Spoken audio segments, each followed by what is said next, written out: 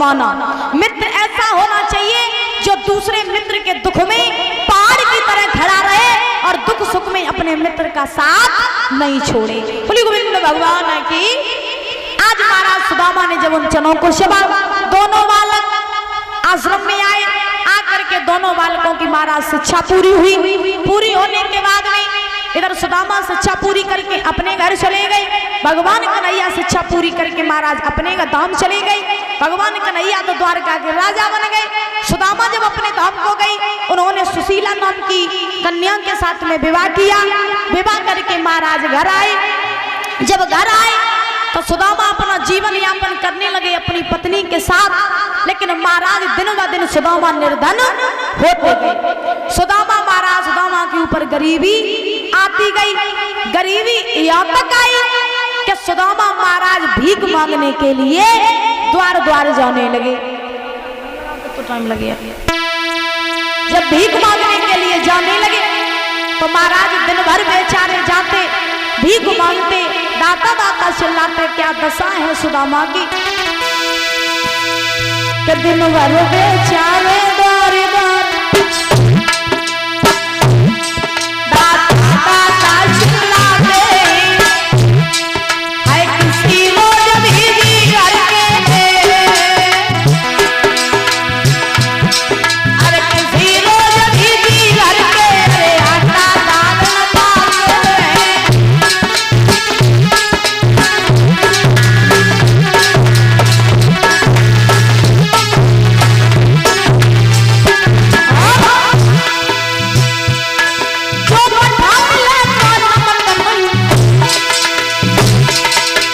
नमक मिले तो बैठा दी,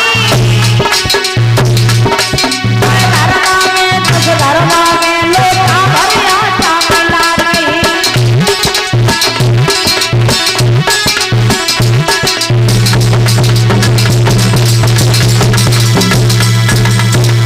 सुदामा जी महाराज दिन में जाते, हर द्वार द्वार पर दाता दाता चिल्लाते।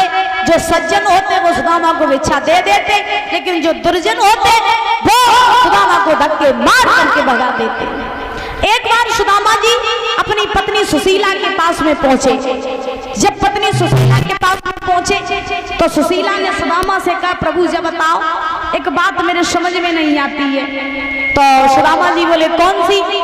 तो सुशीला बोली, प्रभु जब बताओ कि आप तो भगवान के इतने बड़े भक्त हो, फिर भी भगवान आपके ऊपर इतनी गरीबी क्यों दिए हुए हैं, क्या कारण है?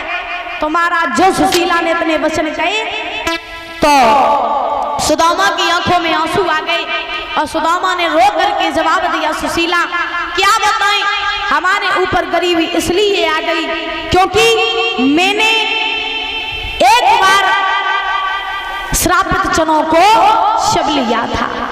उन चनों को श्राप लगा था कि जो कोई भी चने चबेगा वो निर्धन हो जाएगा।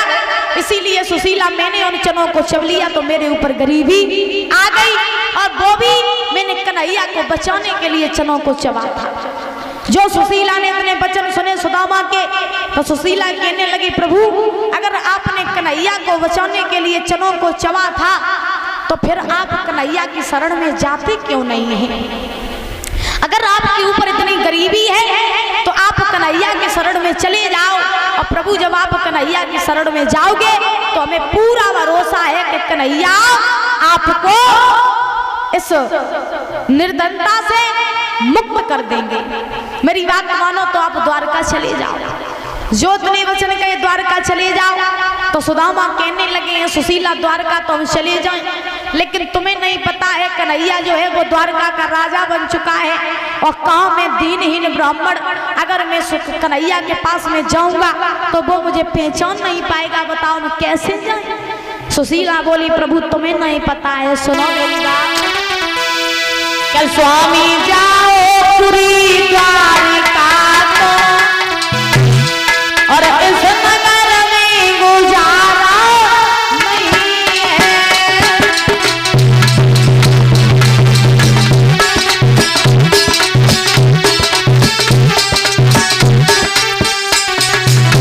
बोली स्वामी जाओ पूरी द्वारका इस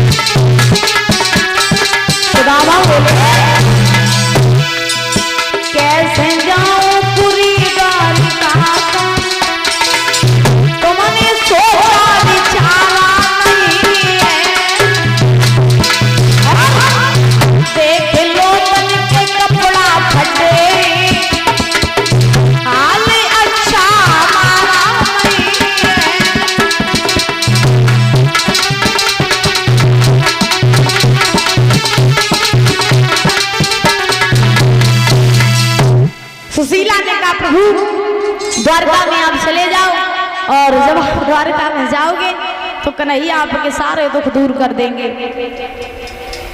उसी समय सुदामा कहने लगे, सुशीला हम कैसे द्वारका में जाएं? अरे तुम्हें नहीं पता है कि द्वारका में जब हम जाइए तो कन्हैया तो वहाँ को राजा है, और गाँव में दीनहीन ब्राह्मण अच्छे कपड़े भी नहीं है पहनने के लिए।